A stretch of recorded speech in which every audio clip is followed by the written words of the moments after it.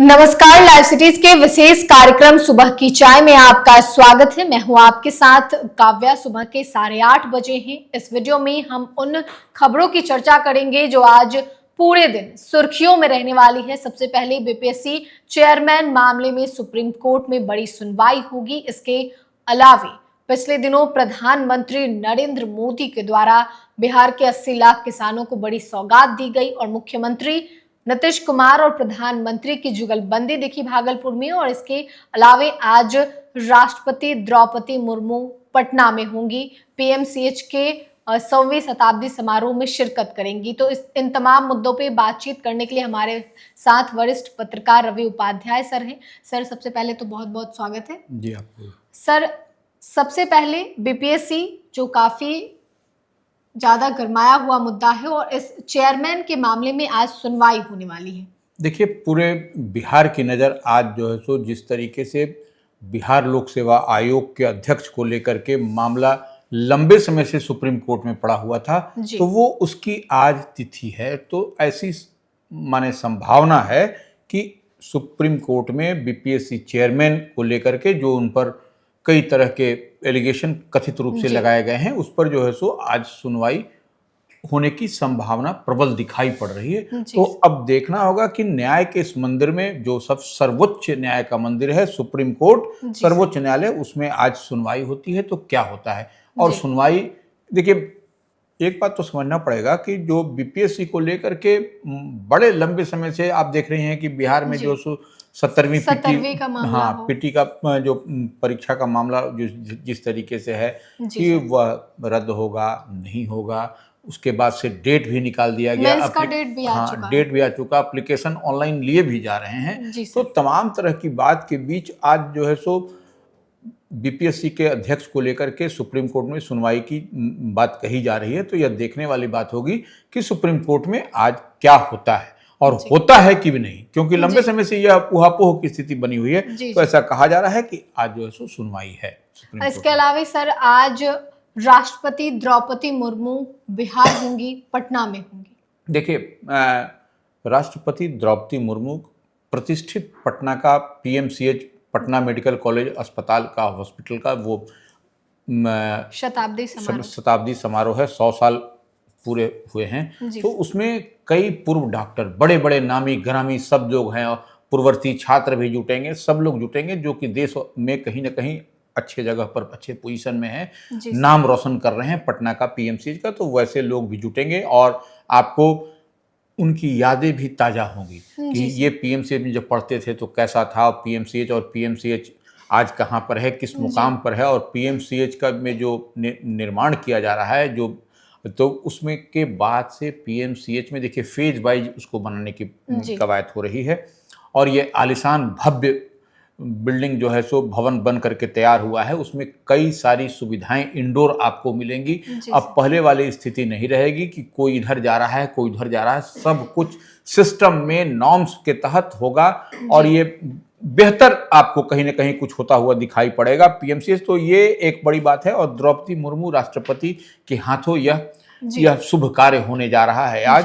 तो द्रौपदी मुर्मू जो बताया जा रहा है कि 12:30 बजे के आसपास 12:25-30 के बीच में वह उद्घाटन करेंगी आपको इसका पीएमसीएच का। तो ये एक बड़ा, और उसके देखिए राष्ट्रपति के आगमन को लेकर के तो आप यह समझ लीजिए जब प्राइम मिनिस्टर और राष्ट्रपति का मूवमेंट होता है तो जिस तरीके से शहर में किस तरीके से हर आने और जाने वाले मार्ग पर वो उस दरमियान, उससे पहले आपको ट्रैफिक जो है सो बदल दी जाती है। तो यह आपको जिस समय राष्ट्रपति का आगमन होगा या वो फिर जब लौटेंगी तो उस दरमियान आपको ट्रैफिक व्यवस्था राजधानी पटना में आपको उनके राजभवन से लेकर के पीएमसीएच तक वो जो है सो आपको बदला सा दिखाई पड़ेगा। और सब जगह रंग रोगन किया जा रहा है, जगह जगह बांस बल्ले से सड़क के दोनों किनारे घेराबंदी की गई है।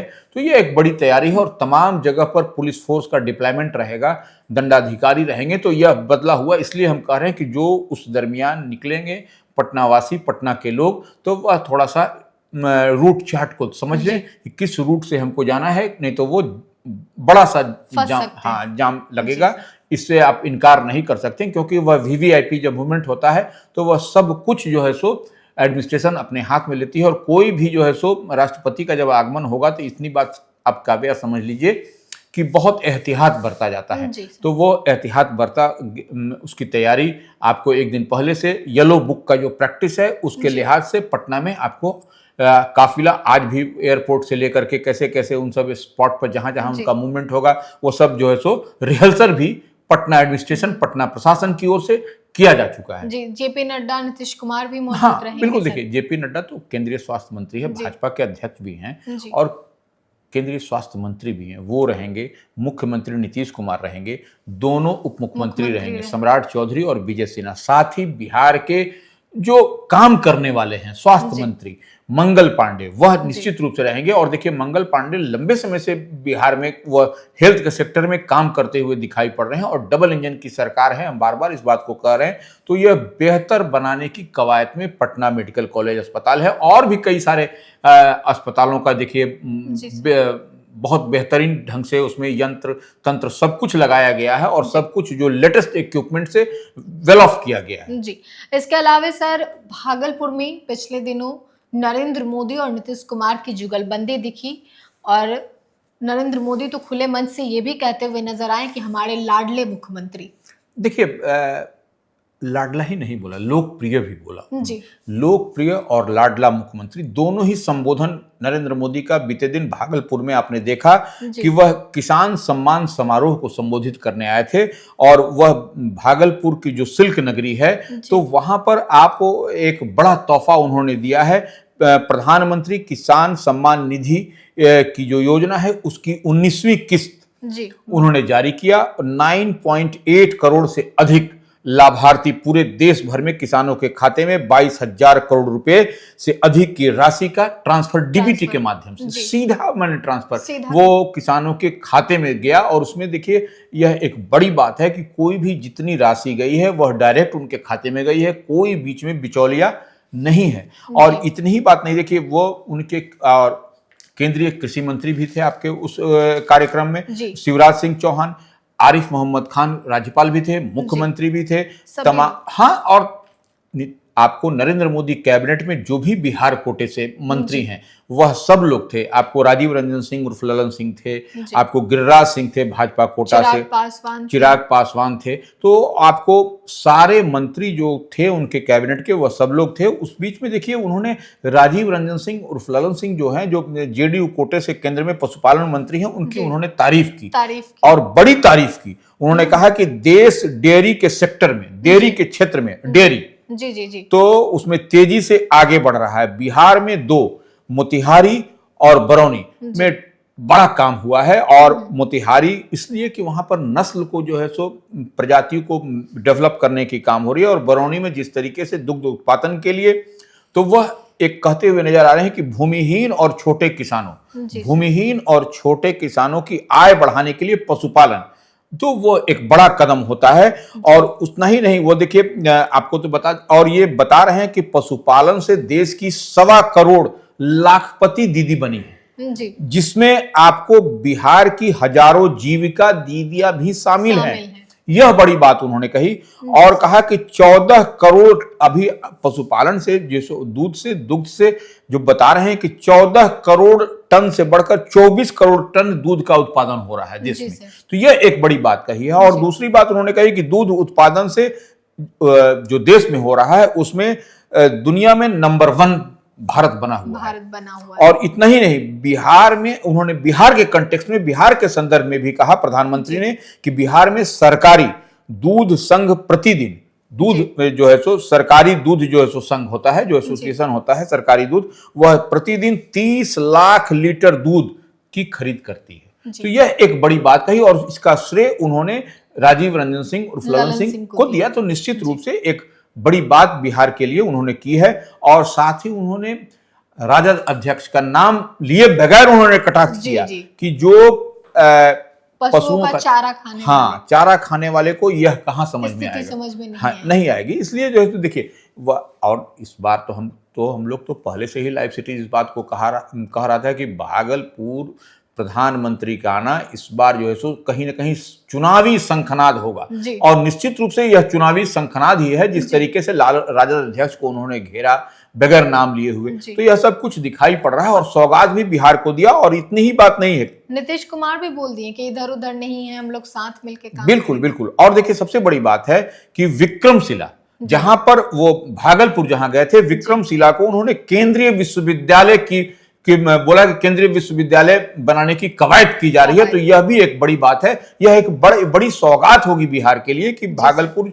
और देखिए उन्होंने, प्रधानमंत्री ने कहा कि नालंदा विश्वविद्यालय जिस तरीके से अपना उसका ऐतिहासिक महत्व है, हिस्टोरिकल उसका ये इंपॉर्टेंस है, उसी तरह से विक्रमशिला का भी इंपॉर्टेंस है। तो वह विक्रमशिला को फिर से उस प्रतिष्ठा, उस गौरव अतीत को फिर से याद कराएंगे। और केंद्रीय विश्वविद्यालय के लिए जितनी बात कही है प्रधानमंत्री ने, यह निश्चित रूप से बिहार के लिए एक बड़े तोहफे के समान है। जी।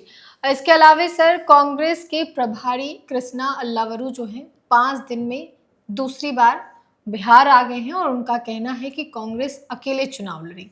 देखिए देखिए कृष्णा अल्लावरू जो बिहार के जो है सो प्रभारी बनाए गए हैं, वह तेज तर्रार और युवा हैं। आप इस बात को ऐसे समझिए कि जब वो लगातार बिहार के दौरे पर हैं, पटना आ रहे हैं, और पटना में वह बीते दिन वह पटना में पटना जिला और पटना के आसपास के जिलों के जो पार्टी के कांग्रेस के जो इंचार्ज हैं, प्रभारी हैं, जिला अध्यक्ष हैं, उनके साथ में बैठकें की है। बैठक करके वो अद्यतन स्थिति, ग्राउंड जीरो की स्थिति को समझने देखने की कवायद में है। और उन्होंने कहा भी, देखिए एयरपोर्ट पर जब वो आए कृष्णा अल्लावरू, तो वो जो प्रभारी हैं कांग्रेस के, उन्होंने स्पष्ट कहा कि देखिए कांग्रेस पूरी तैयारी कर रही है।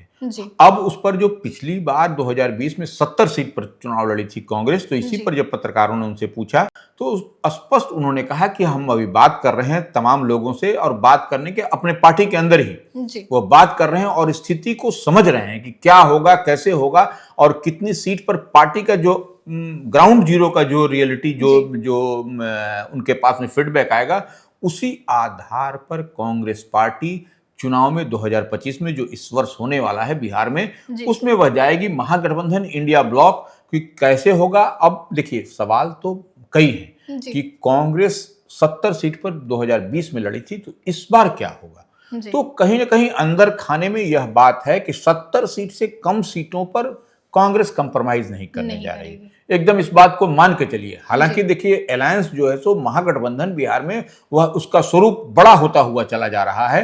उसमें देखिए पशुपति कुमार पारस की पार्टी, लोक जनशक्ति पार्टी राष्ट्रीय जो उनकी पार्टी है, एनडीए में अब तक रहे, तो वो उनके भी इधर आने की बात कही जा रही है। आरसीपी सिंह की पार्टी जो कभी Bharatiya Janata party NDA JDU के राष्ट्रीय अध्यक्ष रहे, तो केंद्र में मंत्री रहे नरेंद्र मोदी कैबिनेट में, उनके भी इधर आने की संभावना है। अब देखिए मायावती की पार्टी, बहुजन समाज पार्टी, उसके भी जो है सो आने की तो नहीं, लेकिन नैतिक समर्थन देने की बात कही जा रही है कहीं ना कहीं।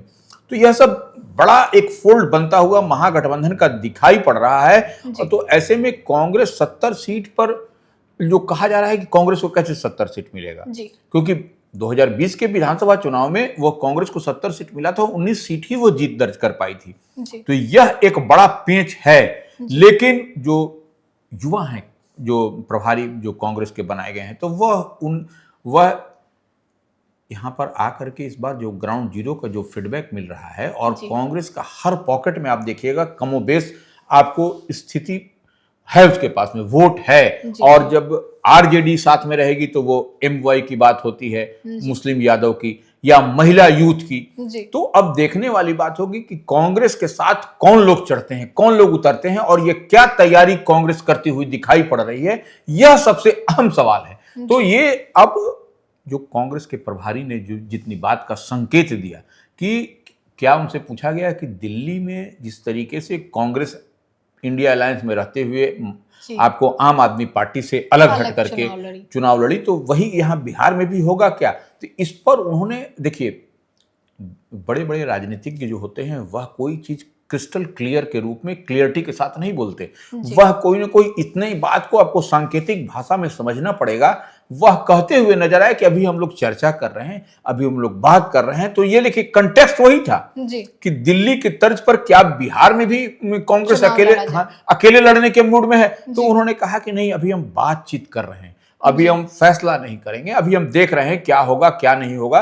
तो ये उसको अब उसको डिकोड करिएगा, उसको डॉट से डॉट मिलाइएगा तो यही लगता है कि कांग्रेस उस चीज पर भी सोच रही है कि अगर यदि हमको कल को अकेले लड़ना पड़े तो हम कितनी सीट पर लड़ें और बेहतर स्ट्राइक कर सकें, और हम अपने बलबूते लड़ें तो कितनी कितनी सीट और कौन कौन सी सीट निकाल करके लेकर के आएंगे। तो यह एक बड़ी बात है, और इसी लिहाज से कांग्रेस के अल्लावरू जो नए प्रभारी बने हैं वह भी जो है सो, और एक चीज को और समझिए आप कि 5 दिन में दूसरी बार बिहार आना, इससे पहले कांग्रेस की माने तेज तर्रार जो है सो नेता हैं, नेत्री हैं, आपको अलका लांबा का बिहार आना, बिहार में दौरा करना, तो यह सब बैक टू बैक बना हुआ है। तो यह कहीं ना कहीं कुछ न कुछ दिखाई पड़ रहा है कि आने वाले समय में क्या होगा, कांग्रेस अपने बलबूते लड़ेगी या इधर जाएगी या उधर जाएगी। यह बहुत इधर उधर का मतलब कि महागठबंधन एकजुट रहेगा नहीं रहेगा, यह सवाल तो निश्चित रूप से राजनीतिक गलियारों में तैर रहा है ये खबर। और पॉलिटिकल कॉरिडोर में इस बार की बड़ी चर्चा है कि कांग्रेस इस बार